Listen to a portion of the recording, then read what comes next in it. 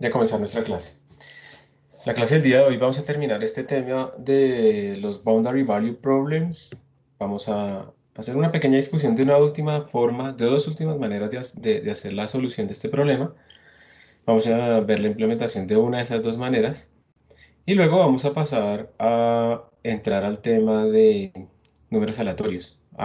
Digamos que en cuanto al programa del curso, yo también tenía pensado que viéramos cómo resolver una ecuación diferencial parcial con el método de relajación, pero pues ya no tenemos suficiente tiempo. Me parece que lo de los números aleatorios es algo útil porque se utiliza muchísimo para hacer simulaciones, entonces por eso prefiero tomar ese tema y les voy a poner simplemente en la lista de videos de YouTube el otro tema en uno de los cuantos videos que ya hay sobre esa solución por el método de relajación.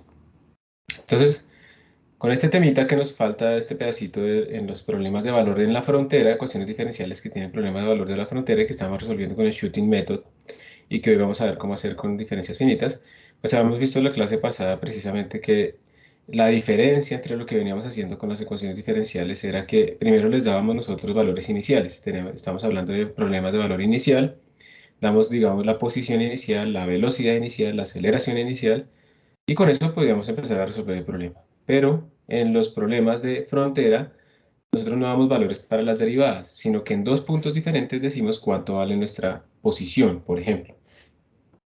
Esos problemas son más difíciles de resolver, pero encontramos que había una forma fácil, entre comillas, de hacerlos, que era intentando varias soluciones, dándole valores, digamos que en principio adivinando el valor inicial de la velocidad, de la primera derivada en estos casos, de estos ejemplos, para ver cuándo le pegábamos a ese valor final que queríamos ponerle en la posición.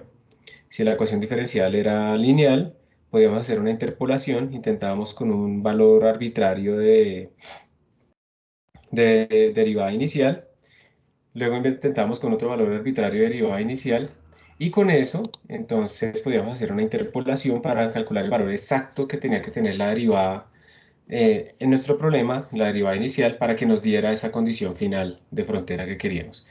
Y si el problema era no lineal, no podíamos hacer esa aproximación, no podíamos hacer esa interpolación, pero sí podíamos convertirlo, reescribirlo en forma de un problema de raíces. Entonces calculamos la raíz de ese problema, que lo que hacía era restar el valor que nos daba al final respecto al valor que buscábamos, y entonces aplicábamos Newton como lo teníamos implementado, eso funcionó de una vez, y obteníamos nuestra solución en el caso no lineal también. Entonces, vimos pues que podíamos como utilizar lo que ya hemos escrito, que sí podíamos resolver este tipo de situaciones, que es muy común, como yo les contaba en la clase pasada, es muy común que aparezcan este tipo de situaciones, este tipo de ecuaciones, entonces es útil que ustedes tengan este tipo de soluciones disponibles. Y ahora lo único que les voy a mostrar es una forma diferente de resolver esto que se parece más a lo que uno haría en una ecuación diferencial parcial. Porque finalmente aquí tenemos como una derivada con la posición y pues podríamos discretizarla también y ver qué podríamos hacer ahí. Aplicar un método que se llama diferencias finitas, que diferencias finitas es discretizar las derivadas de una manera apropiada. Entonces eso es lo que vamos a ver el día de hoy y básicamente lo que tenemos acá. Voy a agrandarlo un poquito para hacer primero la introducción. Esta es nuestra ecuación que hemos venido resolviendo, la ecuación de la propagación del calor, digamos, de cómo cambia la temperatura de acuerdo a dos condiciones que estamos colocando en nuestra barra. Al lado izquierdo tenemos fija la temperatura acá, y al lado derecho también la tenemos fija, y además hay una temperatura ambiente que es esta T infinita, ¿cierto? Y entonces nosotros tenemos aquí varios fenómenos que van a hacer que la curva de temperaturas pues toma ciertos valores. Entonces ahora nuestra idea no va a ser como resolver la ecuación diferencial directamente con algún método, como hemos venido haciendo, sino que vamos a discretizar nuestra barrita en pedacitos. La vamos a partir en pedacitos y vamos a preguntarnos cuánto valdría la temperatura en cada pedacito de esos de acuerdo a esta ecuación diferencial que tenemos ahí. Entonces la vamos a partir en este caso en n más 1 pedacitos, o puntos, más bien llamémosle así, que esto, pues al tener n más 1 puntos nos genera n intervalos, ¿cierto? Evidentemente, mientras más pequeño sea esa distancia que yo estoy tomando entre punto y punto, o sea, entre más fino sea, entre más puntos tenga, pues uno espera que la aproximación que vaya a hacer sea mejor. Y lo que viene ahora es que vamos a reescribir esta ecuación diferencial, en particular estas derivadas, en términos de derivadas en los puntos. Entonces, para que ustedes recuerden, nosotros, por ejemplo, podríamos decir que la derivada de orden 1 acá en este sitio, disculpen un momentico, que la niña está gritando, perdón un momentico.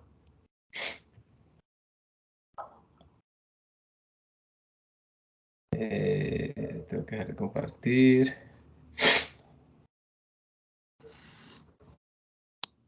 Listo, ¿me están viendo la pantalla? Sí, señor. Gracias. Entonces, digamos que si yo quisiera calcular la derivada en este punto, recuerden, no sé si lo recuerdan, pero nosotros habíamos calculado estas derivadas, por ejemplo, utilizando la derivada central. En la derivada central nosotros decíamos que la derivada, digamos, de esa temperatura respecto a la posición, recuerden que la derivada forward era coger la de adelante menos la que yo estoy. La derivada backward era la de atrás, la mía menos la de atrás. La central era coger la de los dos bordes, las que están rodeándome a mí. Entonces uno, por ejemplo, podría decir que en este caso la primera derivada se podría calcular como t de i más 1 menos t de i menos 1. Esta es la parte del cambio en la temperatura dividido entre el cambio que tenemos abajo, que el cambio abajo sería 2 veces delta x. ¿Ok? Entonces uno puede empezar a discretizar esas derivadas. Esa es la derivada, digamos, en el punto iésimo. Uno puede empezar a discretizar esas derivadas y reemplazarlas dentro de su ecuación original.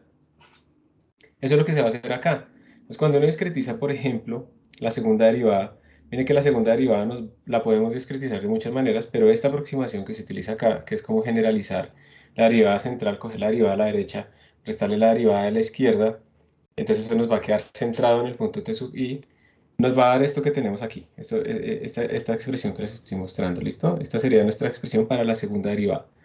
Entonces, como no hay más derivadas en nuestra ecuación diferencial, reemplazamos esta discretización, que es de orden 2, la reemplazamos allá en la ecuación original y obtenemos esta expresión que tenemos a la derecha.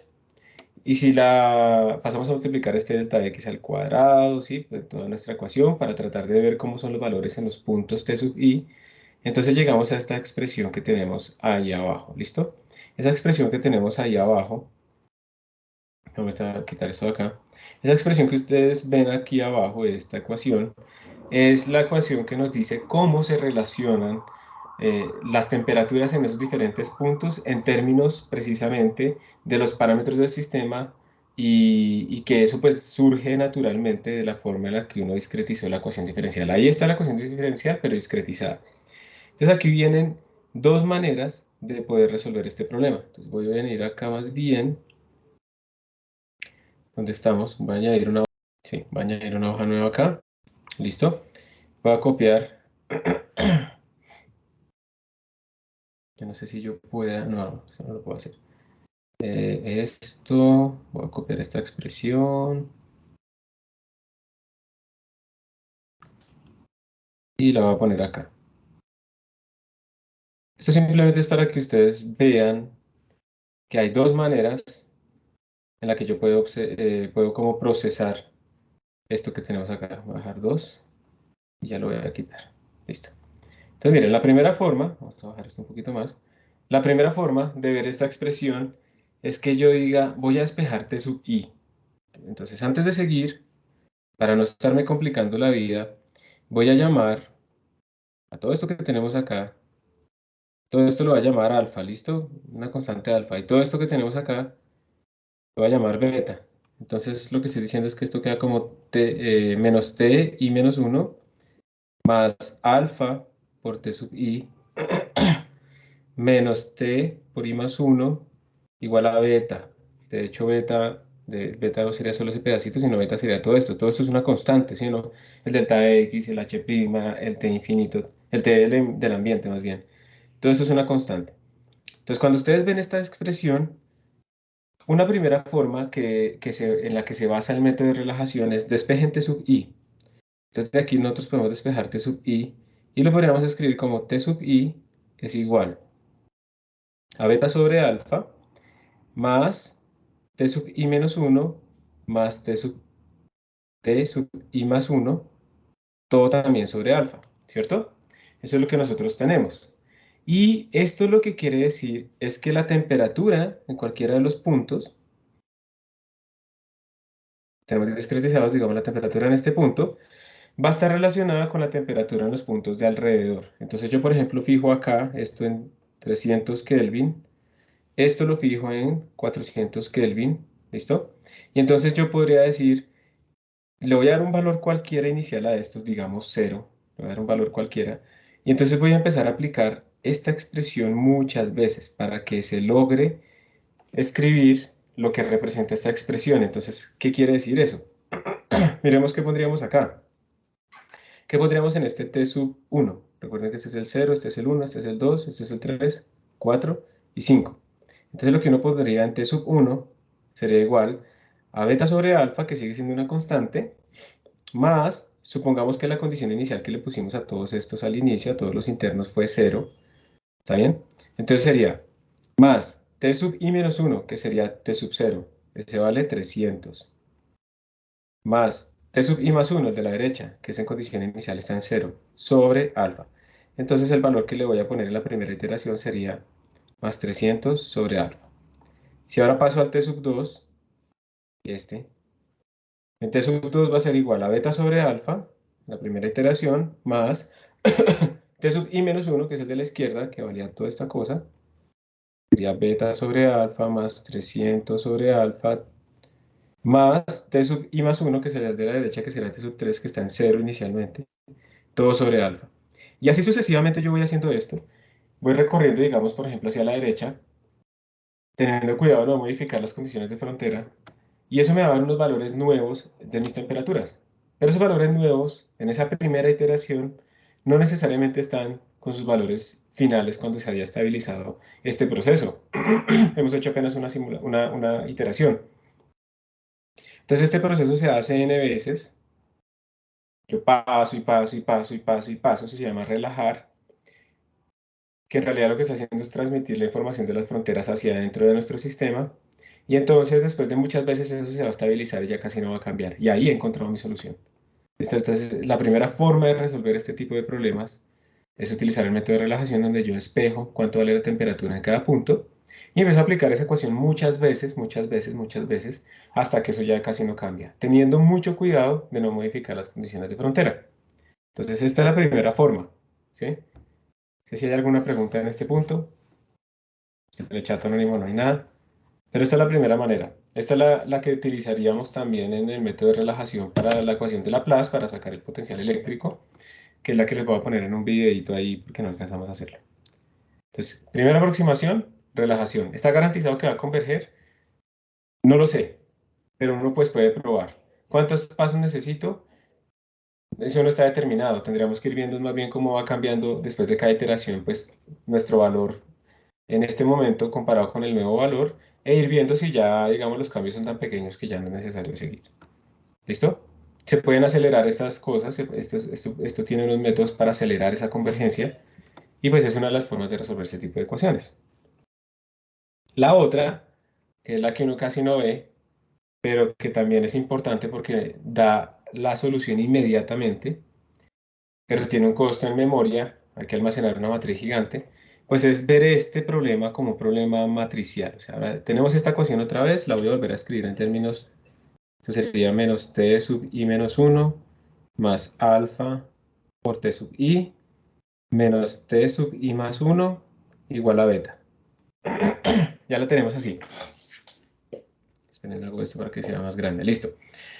Entonces, yo lo que puedo hacer es tratar de reescribirla más bien en términos, pues empezarla a traducir, a ver qué es, qué significa esto, porque esto me está relacionando como una temperatura en un punto con las de sus vecinos. Entonces vamos a tomar un ejemplo más pequeño, porque si no me voy a quedar acá. Esto es T sub A, la temperatura fija en este lado. Este es el índice 0, este es el otro punto. Vamos a ver si con estos 5 puntos es suficiente. Entonces aquí está el 0, el 1, el 2, el 3 y el 4. Esos son los índices. Esta es la temperatura sub B. ¿Listo? Entonces yo voy a tratar de escribir esta expresión que tengo acá a la izquierda para cada uno de mis puntos internos, el 1, el 2 y el 3. Ustedes, por favor, ayúdenme. Ustedes como son tan buenos físicos, matemáticos, cuánticos, relativistas, no sé qué, son muy buenos en esta parte matemática, por eso es que se pueden adaptar a otras áreas y terminan trabajando también incluso en cosas aplicadas, pero porque su formación es muy rigurosa. Necesito que me estén vigilando, por favor, para que me digan si lo estoy haciendo bien o no. Voy a empezar a traducir esta expresión que tengo a la izquierda en términos de esos valores. Voy a tomar y igual a 1. ¿Por qué no tomo i igual 0? Pues porque esto no tendría sentido, por ejemplo. 0 menos 1. ¿Cuánto vale la temperatura a la izquierda? Para las condiciones que yo estoy tomando ahorita de frontera, no tiene sentido. Si tuviera que calcular derivadas o algo así, de pronto sí, pero aquí no. Entonces, i igual 1. Esta expresión me dice menos t sub 0, que esta es fija, esa es t sub a, más alfa t de 1 menos t sub 2 igual a beta. Eso es la primera ecuación cuando hablo del punto que está en la segunda casillita, la que tiene dice 1. Voy a tomar ahora i igual a 2. ¿Cómo me queda la expresión? Entonces sería menos t1 más alfa t2 menos t3 igual a beta. Listo. Ahora i igual 3 menos t2 más alfa t3 menos t4 igual a beta. Y tiene sentido hacer i igual a 4, díganme ustedes. ¿Sí o no? No, ¿cierto? Pues por varias razones. Porque esa no la voy a modificar, porque esa está fija en este problema. Esa es de frontera. Y porque no tendría sentido, pues, el ti más 1. ¿Cuánto es t de 5? Entonces, de nuevo, en este caso no tiene sentido, pero si yo estuviera calculando derivadas en las fronteras, sí tendría sentido. Entonces, miren que yo me quedé con esta expresión, pero ahora lo que quiero que ustedes noten es que esta cosa se puede escribir como una matriz. ¿Cierto? Tenemos 3 puntos internos y ahora resulta que nos salieron 3 ecuaciones. Entonces, lo que yo quiero que tratemos de hacer ahora es, pues, ¿cómo sería esa matriz?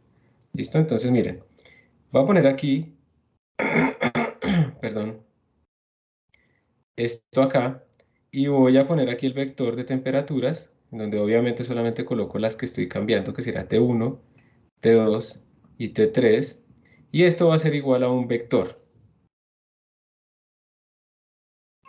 ¿Listo? ¿Qué pongo en la primera fila para que esto funcione? Para que esta primera ecuación, la voy a subrayar por debajo, esta primera ecuación, no, pues subrayémosla completa, esta primera ecuación quede bien representada. Ayúdenme ustedes. Voy a pedirle la ayuda a alguien. Bueno, levante la mano si alguien me quiere ayudar o si no, yo escojo al azar a alguien. Esto no es una evaluación, no van a perder nada, sino para que lo pensemos. Ustedes han visto que eso se les dan bonos. Listo, David, muchas gracias. Entonces, David, ayúdame. ¿Qué escribo en esta matriz en la primera fila para que esa ecuación que resalté esté bien representada? Bueno, en la primera fila yo escribiría alfa T1 en la primera componente. Digamos que estas son las para que nos guiemos. Alfa T1, entonces aquí yo pondría alfa, ¿cierto? Porque cuando haga la multiplicación de la matriz con el vector, me queda el alfa T1. Excelente, listo. Ujú. Listo. Menos 1 Menos 1 para T2, excelente. Y no hay y T3. no hay de 3, entonces sería 0. Cero, listo. Ujú. Y aquí a la derecha en el vector de igualdad, ¿qué pondría? Sería beta más T0. Beta más T0, sí. Muy bien, excelente. Yo ahora acabo de darme cuenta que por haber hecho tan pequeñito este sistema, pues la cosa va a quedar demasiado simplificada. Entonces discúlpeme, voy a hacer una cosa acá y es que voy a extenderlo un poquito. ¿Listo? Entonces voy a ponerlo aquí 4, 5, va a volver un rollo. Y este va a ser el 6. Y aquí este va a ser TB igual a T6. Entonces voy a escribir rápido las otras ecuaciones, que serán simplemente T sub 3 más alfa T sub 4 menos T sub 5 igual a beta, T sub 4 más alfa T sub 5 menos t sub 6 igual a beta. Y creo que no son más, ¿no? 1, 2, 3, 4, 5. 1, 2, 3, 4, 5. Entonces voy a agrandar un poquito la matriz, pero es que yo quiero que ustedes vean la forma de esa matriz, cómo queda. Entonces, están, y ahora David debe estar diciendo, ay, me extendió el problema. T5, entonces ahora nuestro vector de esto va a ser así, esta cosa va a ser así, esta cosa va a ser así, pero entonces aquí sí me toca borrar, porque ahora necesito ponerle más tamaño. Tan, ¿está ahí? No, tan grande, listo. Este será T0, T1, T2, T3, T4, uf, me quedó perfecto así. 1, 2, 3, 4, 5, listo. Entonces, otra vez, David, ayúdame con el primero. ¿T0 existe? No, no No, no empieza tiene desde... sentido, ¿no? No, eso. Sí, Tienes repítelo. razón. T1, T2, T3, T4, T5. Listo, ahora sí. ¿T1 existe? Sí. Sí. Alfa, listo. Alfa, ¿Qué más pongo? ¿no? Menos uno Menos 1. y el resto cero. 0, 0 y 0. Listo, ahora hagamos la segunda. Menos uno, Menos 1. alfa, Alfa, menos uno, menos 1. cero, cero. 0, 0. Perfecto. ¿Igual a qué? Igual a beta. Beta, listo. Siguiente. Cero, menos uno. T2, ¿seguro? Es esta. Yo la Sí. embarré, ¿cierto? Aquí es un menos. Ujú. Menos Ahí 1. es. Ajá, muy bien. Menos 1, Es uno, alfa, menos uno, 0. ¿Cierto? igual a beta. Perfecto. Vamos ahora a Pero esta. cero, cero, menos uno, alfa menos uno, Alfa menos 1. igual a beta. Listo, y ahora esta. Eh, cero, cero, cero, menos uno, alfa, igual a beta más T6. Perfecto. Muchísimas gracias, David. Entonces, una pregunta, David. ¿Ves algo raro en esto? Esto que acabamos de obtener. Veo como una especie de matriz diagonal, pero con términos de más, Con con unos menos. términos Ujú. arriba y abajo, ¿cierto? Sí. Esto nos generó precisamente una matriz tridiagonal. Esto es una matriz que podrá considerarse dispersa si hacemos una matriz muy grande, porque si es una matriz que tiene muchos términos, aquí hicimos poquitos, pero pues si es mucho más grande, si es 10.000 por 10.000, solamente esas tres diagonales, o más bien la diagonal y la línea encima, la línea abajo, son diferentes de cero y todo el resto son ceros. Entonces uno podría pensar que es una matriz que tiene muchos ceros, una matriz dispersa, pero esto es lo que surge.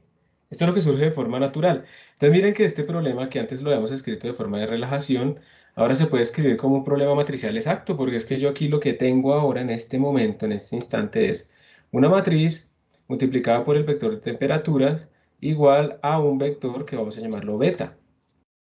Y este problema nosotros ya lo hemos resuelto. Ustedes se acuerdan que con alguien nosotros ya resolvimos este problema porque aquí la pregunta es cuánto vale t, ¿cierto? Nosotros ya resolvimos este problema con descomposición y no sé qué. Bueno, alguien así hace magia. Y lo bueno de esto, la ventaja de esto, es que ya tenemos A, que está determinado por la ecuación diferencial, ya tenemos beta, ya está determinado. Entonces, es un problema de calcular la solución de este problema matricial. Más bien, es simplemente resolver la ecuación matricial y, y eso lo podemos hacer pues, con estos métodos rápidamente e inmediatamente nos dan los valores que necesitamos, los test intermedios. De una, esa es la solución. Entonces esto es para que ustedes vean que también uno puede representar esos problemas de forma matricial y ese es el código que vamos a ver en este momento. ¿Ok? ¿Alguna pregunta antes de seguir? David, ¿eso quedó claro? Sí, quedó claro. No sé si el hecho de que sea una matriz diagonal haga más sencillo el problema. Eso es una buena observación, eso tiene unas optimizaciones.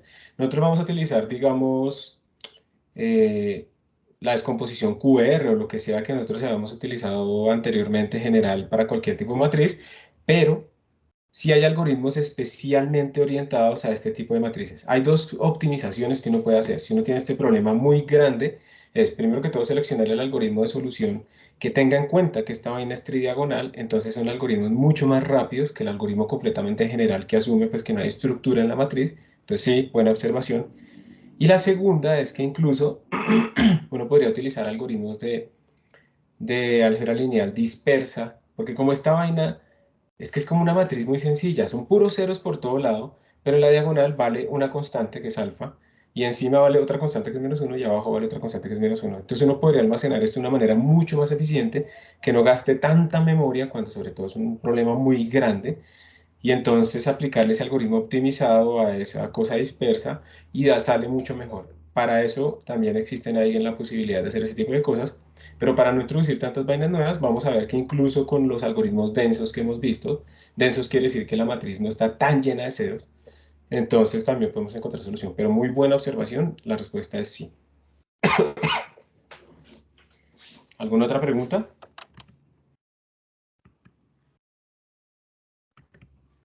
Entonces, por favor, hagan un git pull en sus repositorios,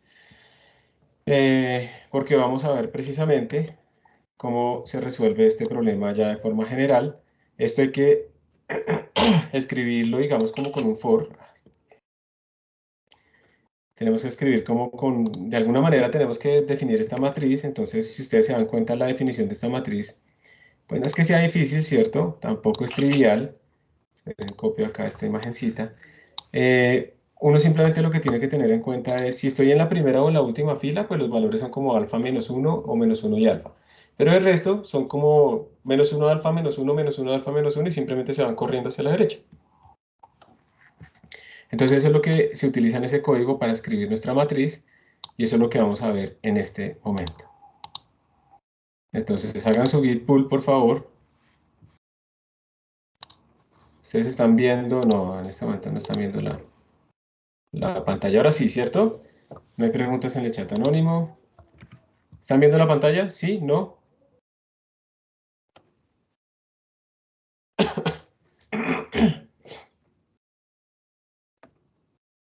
¿Me confirman, por favor, si están viendo la pantalla? Sí, señor. Muchísimas gracias. Entonces, ya vieron haber hecho el git pull, pero pues antes de seguir, levante la manita. ¿Quién necesita todavía un minutico para terminar el git pull por lo que sea, por cualquier razón, para esperar? Levante la mano. ¿Nadie? Listo. Entonces, venga, ¿aquí pusieron algo? No. Entonces, vamos a mirar la implementación, la tengo aquí a la izquierda, ese código que ustedes deben tener ahí hoy les debieron aparecer dos carpetas. Entonces en la carpeta del día de hoy que dice VVP 2 creo, sí, voy a agrandar. Esta es la carpeta donde deben estar hoy, en este momento. Ahí debe haber un código que se llama Finite Difference. Pues estamos haciendo este mismo problema. Tengo un montón de constantes que ya sabemos que lo ideal es leerlos como de un archivo, de la línea de comando, porque eso de tenerlos aquí adentro no es buena idea. Pero bueno, por ahora los vamos a dejar ahí. Entonces tenemos la longitud de nuestra barra, yo le puse 10. El h es la resolución, qué tan... No, perdón, el h es una constante, disculpen, el h es la constante de esa h' que aparece acá. Tenemos la temperatura a la izquierda, tenemos la temperatura a la derecha, tenemos como una temperatura inicial que le vamos a poner a las cosas. Realmente aquí vamos a ver en dónde está este sub 0, porque creo que es una cosa que no usamos. Tenemos el número de intervalos, en este caso van a ser 40 intervalos, que vamos a coger esta barrita y la vamos a partir en 40 pedacitos. Yo le tengo que entonces ajustar el n para que me introduzca, me tenga en cuenta el de la izquierda y el de la derecha. Recuerden que si yo tengo 30 puntos internamente, me falta poner el punto de la izquierda y el punto de la derecha, entonces le sumo 2. Calculo cuánto es el delta x, calculo cuánto es la constante alfa que hemos venido utilizando, que es 2 más h por dx al cuadrado, que es esta. Esta fue la que llamamos alfa. Y también calculamos cuánto vale beta, que es esta otra constante que está aquí. Ah, miren, TA es el T ambiente. En vez de ponerle T infinito, se le puso TA, le puse TA acá. Entonces, vamos a escribir nuestro problema. Yo de Eigen, llego y le digo, oiga, Eigen, deme por favor, deme una matriz, digamos que dinámica, pero que tiene doubles internamente, que va a tener esta dimensión, nint por nint. Es una matriz cuadrada. Son los n internos, ¿está bien? Y el vector también va a ser de tamaño nint. Entonces, miren, aquí, por ejemplo, en este problema tenemos en total 7 puntos, pero la matriz solamente tiene 5 componentes, es de 5 por 5, porque son los valores internos. Recuerden que los externos no los tocamos. Entonces, eso es lo que estamos diciendo acá. Luego yo lleno de ceros la matriz, lleno de ceros el B, y ahora voy a llenar la matriz y voy a llenar al B. Entonces empiezo a recorrer las filas, ¿está bien? Aquí estoy recorriendo como las filas en este índice II. Entonces, ¿cuántas filas tengo? Pues n interno. En este problema serían 5. Y yo lo que le estoy diciendo es, mire, si II es mayor o igual a 1, o sea, si yo estoy, está la fila 0, está la fila 1, está la fila 2, la 3, la 4.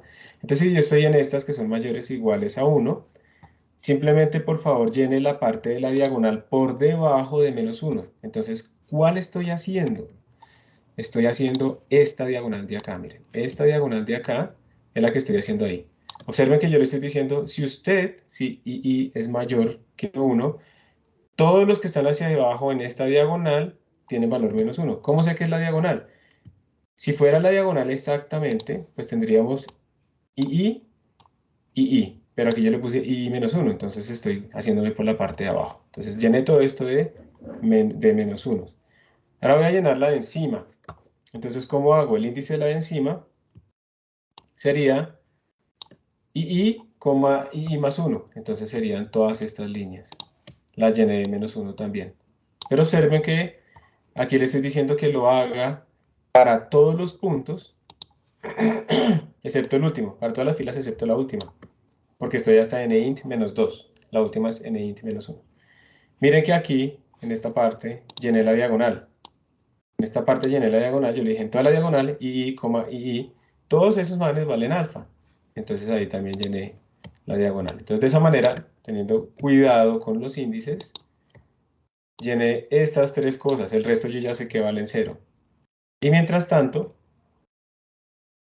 para beta, para este vector de solución, llené todo el vector de solución, para todas las filas lo llené con el valor de beta. Beta, beta, beta, beta, beta, beta, beta, beta, ¿cierto? Eso fue lo que hice aquí en este punto, llené todo esto de betas, y luego corrijo solamente el primero y el último. Entonces aquí le estoy diciendo que para el primero le sume el t sub 0, que es este beta más t sub 0, y para el último, que le sume t sub l, que es este que tenemos acá. Entonces con eso quedó armada nuestra matriz y nuestro vector de solución. ¿Sí? Teniendo cuidado con los índices, podemos llenar, disculpen, podemos llenar nuestra matriz. De resto ya es muy sencillo, simplemente lo que estamos haciendo es lo mismo de siempre, es decirle, oiga, quiero que resuelva este problema, entonces vamos a utilizar el método QR Householder con pivote de columna, que fue lo mismo que utilizamos hace rato cuando estamos viendo Eigen, y le decimos que resuelva para esa matriz y ese vector B y nos lo guarda en el X. X es la solución, X son nuestras temperaturas. Y después pues simplemente estoy imprimiendo cuánto valen esas temperaturas. Entonces estoy imprimiendo la temperatura inicial, que es la primera frontera, luego nuestro vector X y luego la temperatura final. Y ahí ya está. O sea, el problema aquí realmente es definir la matriz. De resto, todo el trabajo lo hace alguien.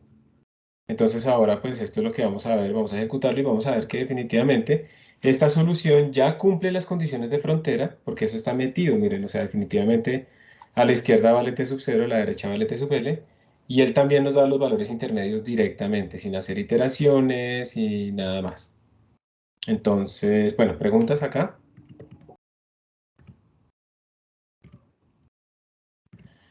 Entonces vamos a ejecutarlo, vamos a compilar g++ menos std igual a c++ 17. Finite difference, si yo lo compilo así aquí en mi computador, Ahí compiló, ahí encontró a alguien sin problema. En la sala también les debe funcionar sin problema. En donde no les debe funcionar bien es en sus propios computadores si no tienen configurado para que encuentre fácilmente a alguien. Y bueno, lo voy a ejecutar. Y miren que hice la ejecución, ya ahí están mis 40 puntos y se está cumpliendo la condición de frontera. 40, 43, 46, 49, hasta 200. Fue la que yo le puse en el código a que cumpliera. Que empezara en 400 y que terminara en 200. Eso sale inmediatamente, eso está dentro de las condiciones del problema, entonces eso no hay forma que no dé. Y ya.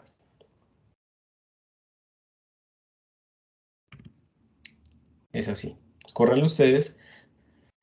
Yo quiero confirmar que les estén dando los mismos valores, porque pues esto no debería cambiar independiente de si cambia el computador. Si les está dando lo mismo, Sí está dando lo mismo, profe. perfecto. Entonces, quiero, última oportunidad, digamos. ¿Hay algo que no se entienda de lo que hicimos acá? ¿Algo raro? ¿Cómo se transformó esta matriz? ¿Este problema era una matriz? ¿O todo bien? Con esto ya terminamos.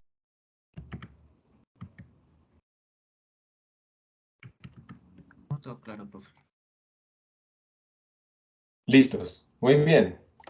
Entonces, con esto terminamos, digamos, esta parte de los problemas de valor de frontera. Y ahora vamos a pasar a el segundo tema del día de hoy. Eso no, creo que nos vamos a demorar por ahí unos 40 minutos porque no es todo, vamos a coger solo un pedazo. Y entonces el tiempo que va a sobrar es para que hablemos sobre cómo van en esos proyectos, porque muy poquitos han preguntado cosas. Entonces necesito ver más sobre eso porque de hoy en 8 es la entrega. Entonces yo supongo que los que no han preguntado es porque van muy bien, pero por si acaso pues es bueno tener, tener una idea de cómo van. Disculpen. Voy a copiarles esto. No sé si lo puedo hacer así. Sí, ahí les envié de todas maneras ese screenshot por si acaso.